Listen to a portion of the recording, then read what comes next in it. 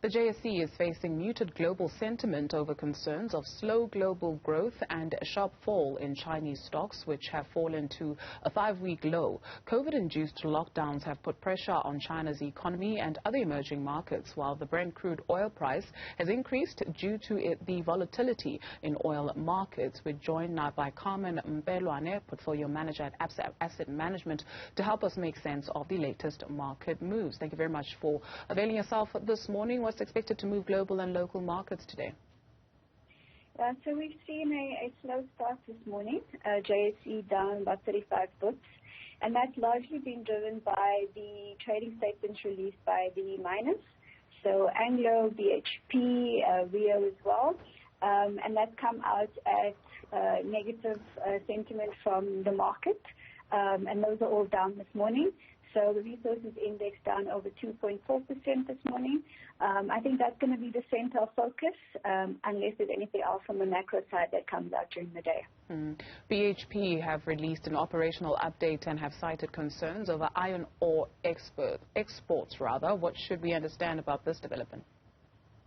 Yeah, so there's lowered production guidance for both copper and nickel, keeping the rest of the commodities flat in terms of their guidance for the year. As you've mentioned, there have been logistical issues. There's also been some issues related to labor constraints, which we've been well aware of for quite some time, as well as they had planned maintenance for the iron ore over the period. So we've seen a decline in iron ore shipments over the period, quarter-on-quarter down 8%. Similarly, in Rio, we saw shipments and production down over the period. This may lend some support to commodity prices, albeit that they are already quite strong, but it seems that the market was not impressed with that today. Steinhoff released a trading update for its subsidiary, the Pepco Group, in which it says the invasion of Ukraine, a country which borders 3 of its largest operating territories, created further volatility and unpredictability. What else did they tell us about their performance? Yeah, so surprisingly, they've come out with quite strong first half results. Revenue was up 17.5%, but that was largely driven by new openings of stores.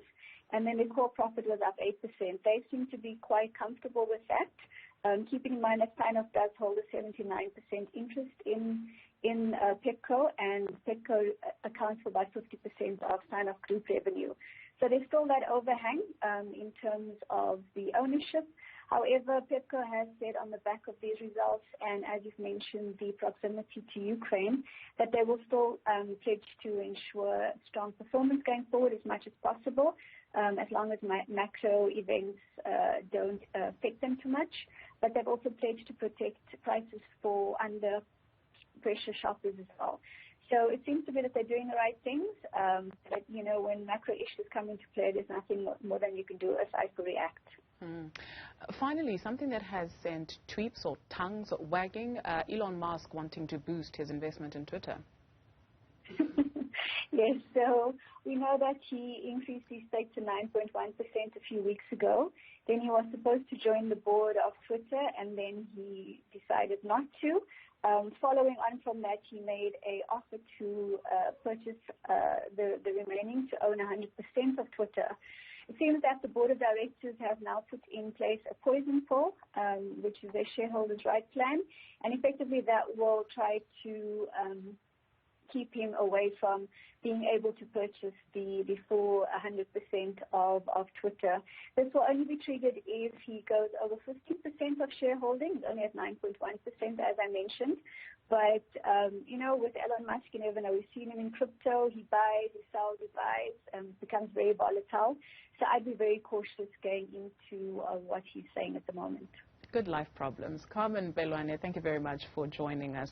Portfolio manager at Absa Asset Management.